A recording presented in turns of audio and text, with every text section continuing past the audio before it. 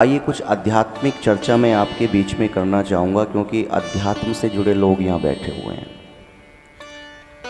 और आपको ऐसे 4 बिंदुओं से मैं जोड़ना चाहता हूँ। यदि आपने उन 4 बिंदुओं को अपने जीवन में धारण कर लिया, या यूँ कह लीजिए उन 4 दोषों को अपने जीवन से दूर कर दिया, तो आप महान बन जाएंगे। क्या बन जाएंगे? मेरे से कनेक्टिविटी बना के रखें। जब भी कोई वक्ता आपसे कुछ भी पूछता है तो उसका ये मतलब बिल्कुल भी नहीं होता कि आप कुछ नहीं जानते, बल्कि उसका सीधा सा मतलब ये होता है कि आप शारीरिक रूप से तो यहाँ मौजूद हैं, लेकिन मानसिक रूप से। ऐसा होता है ना? और ऐसा कब होता है? जब कोई वक्ता आपसे कुछ बात पूछ रहा होता है तो आप जवाब नहीं दे पाते, ना गर्दन ऐसे हिला पाते ना ऐसे हिला पाते। क्यों? क्योंकि हमारा ध्यान वहाँ था ही नहीं। तो इसलिए मन को एकाग्र करके बैठें, बाह्य वातावरण से संबंध विच्छेद करके बैठें। इन 40 मिनटों में आपको आनंद आने वाला है और बहुत कुछ आपको मिलने वाला है। वेद का मंत्र कहता है, ओम नतम विदात्यैमा जजाना न्यद्युष्माक मंत्रम बभूवा निहारेण प्रावर्ता जल्प्या चासुत्रप उक्त शासश्चरन्ति। 4 चीजें आई हैं। मैं आपसे पूछना चाहता हूं, वो परमपिता परमात्मा चेतन है या जड़ है? बहुत बढ़िया। आप भी मानते हैं जी? क्या मानते हैं? चेतन है। जब वो ईश्वर चेतन है मेरी माताओं, तो सिंपल सी बात है, जड़ पदार्थ द्वारा उसका अनुभव करना कभी भी संभव नहीं। केन उपनिषद में मंत्र आता है, न तत्र चक्षु गच्छति न वागच्छति नो मनो, अर्थात वो चक्षु आदि ज्ञान इंद्रियों से परे है। कौन? ईश्वर। अंतःकरण चतुष्टय से भी परे है, वाणी आदि कर्म इंद्रियों से भी परे है। आँख हो, नाक हो, कान हो, वाणी हो, ये अपने अपने विषय में सीमित है। आँखों का काम क्या है? कानों का काम, वाणी का काम, नाक का काम सूंघना। इसका मतलब ये है, ये इससे ज़्यादा कोई भी कार्य बोलो नहीं कर सकती है। तो इनकी असीम परमात्मा में कोई भी पहुंच नहीं है। अब आपके मन में एक सवाल उठ रहा होगा कि लोग कहते हैं, विद्वान भी कहते हैं कि वो परमात्मा तो हमारे इतना नजदीक है जितना आंखों में लगा काजल। आंखों के सबसे ज्यादा करीब होता है, लेकिन हमारी आंखें उसे देख नहीं पाते हैं। ऐसा क्यों? अब यहाँ मंत्र में 4 बातें आई हैं, और वो 4 दोष यदि मेरे अंदर होंगे तो मुझे परमात्मा का अनुभव जीवन में नहीं हो सकता।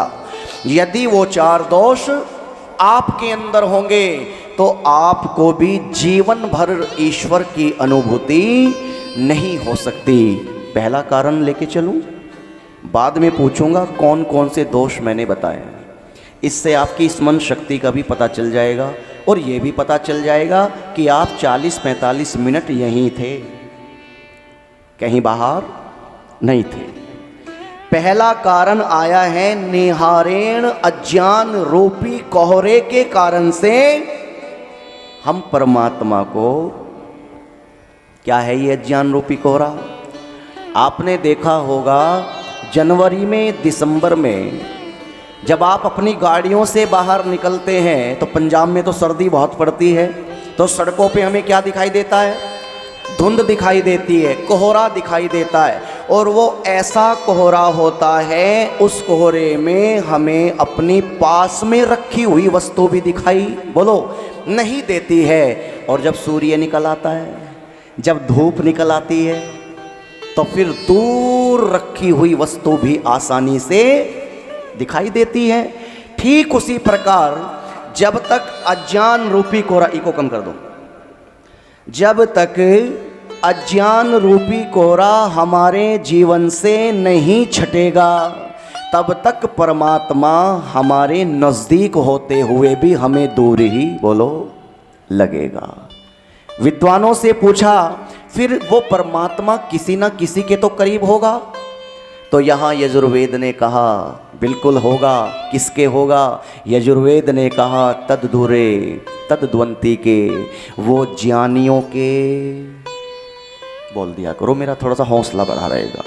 वो ज्ञानियों के और मूर्खों से दूर है। ज्ञान के लिए परमात्मा ने हमें क्या दे दिया? हाँ, आप सब जानते हो, उत्तर दिया करो। हमें क्या दिया? वेद दिया है। और महर्षि दयानंद ने भी वेद के स्वाध्याय पर विशेष बल दिया और क्या कह दिया?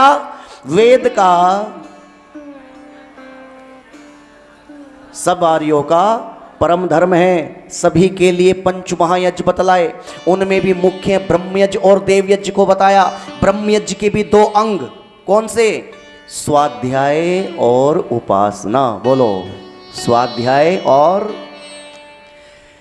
गुरुकुल से पूर्ण शिक्षा प्राप्त करने के बाद में जब शिष्य सांसारिक जीवन में प्रवेश करने के लिए जाता है, तब आचार्य रोक करके एक संदेश देता है, एक उपदेश देता है। क्या देता है? ओ मेरे पुत्र, स्वाध्यायानमा परमदा, जीवन में कभी भी आलस्य। अब बताओ कितने लोग स्वाध्याय करते हैं? वो हाथ खड़ा करें। 1 2 3 4 5। कम लोग करते हैं। जो लोग करते हैं उनके नाम का ताली बजा करके स्वागत करें। मेरी माताओं, जब हम स्वाध्याय करते हैं तो हमारा ज्ञान बढ़ता है। सीधी सी बात है, इसमें कोई रॉकेट साइंस नहीं है। जब हम स्वाध्याय करते हैं तो ज्ञान बढ़ता है और ज्ञान रूपी नेत्र से पढ़ी हुई वस्तु का बोध भी हमें होता है। लेकिन कितने लोग स्वाध्याय करते हैं साहब? बहुत कम लोग करते हैं। अच्छा, कमाल की बात है, जो लोग स्वाध्याय करते हैं उनको एक बात समझ में आती है। कौन सी? उनको ये बात समझ में आती है कि मैं अभी कुछ भी नहीं जानता। बोलो मेरे साथ, मैं अभी कुछ भी नहीं जानता। और जो लोग स्वाध्याय नहीं करते उन्हें भी एक बात समझ में आती है। अब बोल दो। बहुत बढ़िया, राजपुरा की माताएं कितनी स्वाध्यायशील है। जो स्वाध्याय नहीं करता उसको भी एक बात समझ में आती है कि तेरे बराबर दुनिया में कोई नहीं जानता। और आपने व्यवहार में कहते भी सुना होगा, भाई साहब हमें मत सिखाओ, हमें मत सिखाओ, हम। अच्छा, राजपुरा में कोई ऐसा व्यक्ति है जो सब जानता हो? हाँ जी। अच्छा बताओ, क्या एक डॉक्टर सब जानता है? अगर कान में दर्द होगा स्पेशलिस्ट के पास जाते हो ना, गले में दर्द होगा स्पेशलिस्ट के पास जाते हो, आंखों में दर्द है तो आंखों के स्पेशलिस्ट के पास जाते हो, किडनी में प्रॉब्लम है किडनी वाले के पास जाते हो, हार्ट वाले के प्रॉब्लम हार्ट वाले के पास जाते हो। पता चलता है एक एमडी एमबीबीएस डॉक्टर भी शरीर के बारे में सारी नॉलेज नहीं रखता। जब आप कॉलेज में जाते हो, डिग्री कॉलेज में जाते हो, तो वहाँ मैथमेटिक्स को पढ़ाने वाले अलग हैं, साइंस को पढ़ाने वाले अलग हैं, अंग्रेजी को पढ़ाने वाले अलग हैं और समाज शास्त्र को पढ़ाने वाले अलग हैं। पता चलता है एक अध्यापक भी सारे विषय नहीं जानता। और ये मूर्ख व्यक्ति क्या कहता है? मैं सब जानता हूँ। एक मेंढक को गलतफहमी हो गई यही वाली जो उस व्यक्ति को हुई। कुएं का मेंढक, वो कुएं का मेंढक अपने बच्चों के साथ में, परिवार के साथ में कुएं में रह रहा है। बाढ़ के बहाव से पानी में बह करके एक तालाब का मेंढक आ जाता है। तालाब का मेंढक आया तो कुएं के मेंढक ने अतिथि सत्कार किया। आओ भाई साहब, आपका स्वागत है। और पूछा कहाँ से आए हो? तालाब का मेंढक कहता है भाई साहब मैं तालाब से आया हूँ। अच्छा, कितना बड़ा है तेरा तालाब?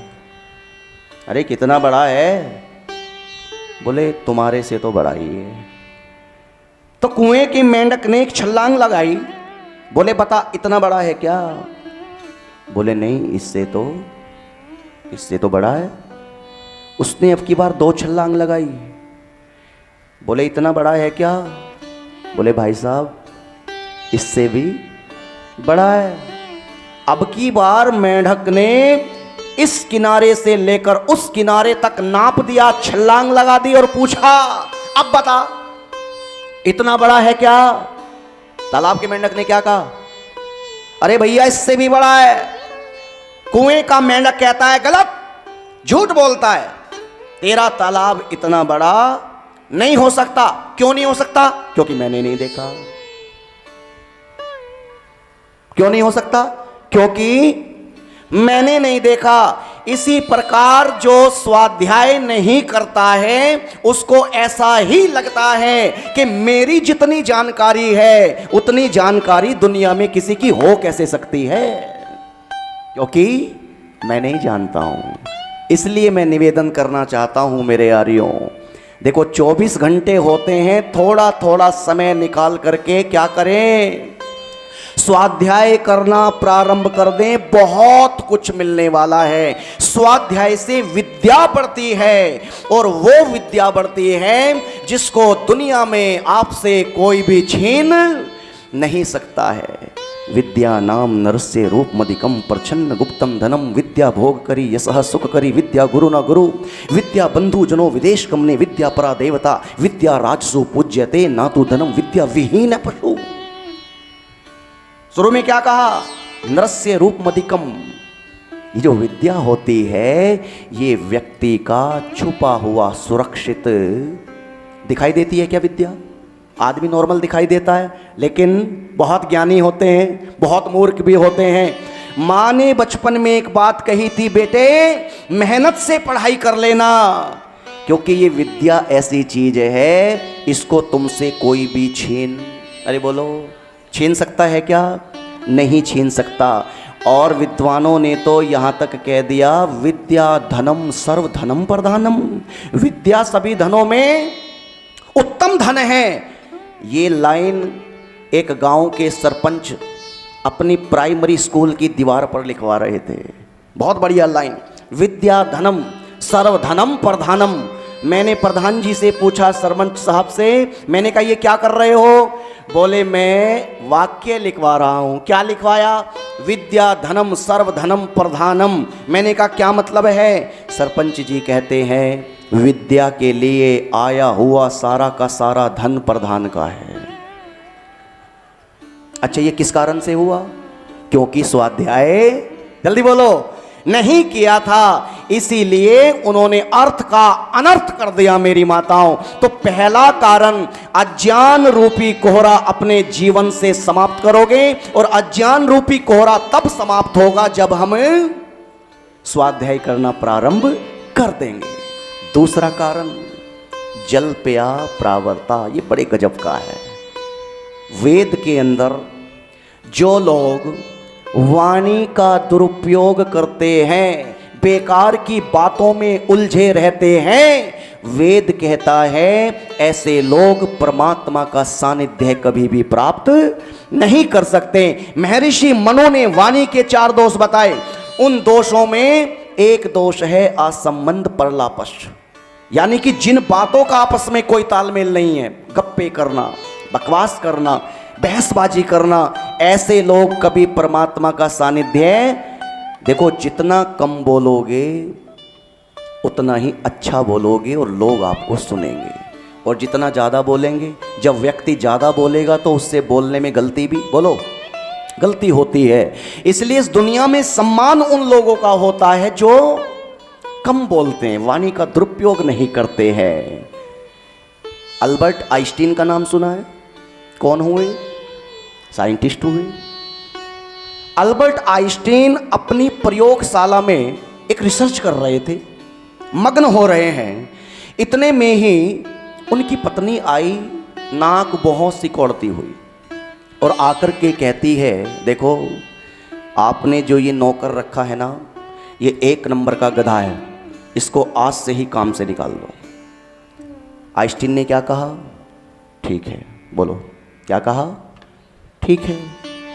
अब नौकर ने ये बात सुन ली, नौकर ने जब ये बात सुनी तो नौकर को क्रोध आ गया और वो क्रोध से भर करके कहता है, प्रोफेसर साहब, मैंने आपके व्यवहार को देखते हुए यहां काम करना पसंद किया था और आपकी पत्नी मेरी इंसल्ट करके गई है, ये मुझे बिल्कुल बर्दाश्त नहीं है।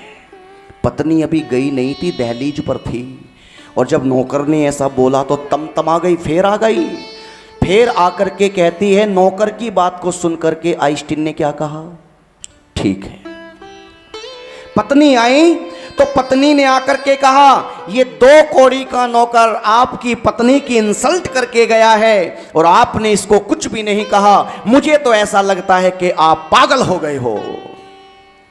आइंस्टीन ने कहा, ठीक है, क्योंकि आइंस्टीन जानते हैं मुझे नौकर से भी काम पड़ेगा और मुझे पत्नी से भी काम पड़ेगा, इसलिए आप सभी लोग व्यापारी लोग बैठे हुए हैं, कई बार हमारा नौकर गलती भी कर दे तो बताओ इग्नोर करते हो नहीं करते हो? अरे बिजनेस में बहुत सारी चीजें सहन करनी पड़ती है। आंखों से कोई चोरी करते हुए भी अगर देख लिया तो उसको भी कई बार इग्नोर, अरे बोलो, करना पड़ता है। इसलिए जल्पया प्रावर्ता, वाणी का दुरुपयोग ना करें। वेद के अंदर ऐसे व्यक्ति को जल्पी कहा गया है। ये दूसरा कारण हुआ। तीसरा कारण बड़े गजब का आने वाला है। तीसरा कारण है असूत्रप। बोलो क्या है? असूत्रप। असूत्रप कौन है? जिन लोगों को परमात्मा की सत्ता पर भरोसा नहीं होता, ऐसे लोगों को वेद में असूत्रप कहा गया है। असूत्रप उन लोगों को कहा गया है जो अपने ही प्राण पोषण में लगे रहते हैं। खाओ पियो मौज करो ही जिनका चरम लक्ष्य है, सांसारिक साधन जुटाना ही जिनके लिए सब कुछ होता है, केवल अपने स्वार्थ को ही सर्वोपरि मान करके चलते हैं, ऐसे लोगों को वेद के अंदर असूत्रप कहा गया है। और असूत्रप सांसारिक व्यक्ति की स्थिति क्या है? अच्छा बताओ, ये जो हम सुख भोग रहे हैं ये सदैव के लिए है या कुछ क्षण के लिए? एसी का जो आनंद है, गाड़ी का जो आनंद है, घर का जो आनंद है, ये सदैव के लिए है या क्षण भर के लिए है? एक स्वर में नहीं बोले। क्षण भर के लिए है ना। आप कहेंगे क्या बात कर रहे हो, हमने तो 4 करोड़ रुपए लगा दिए और आप क्षण भर की बात कर रहे हो।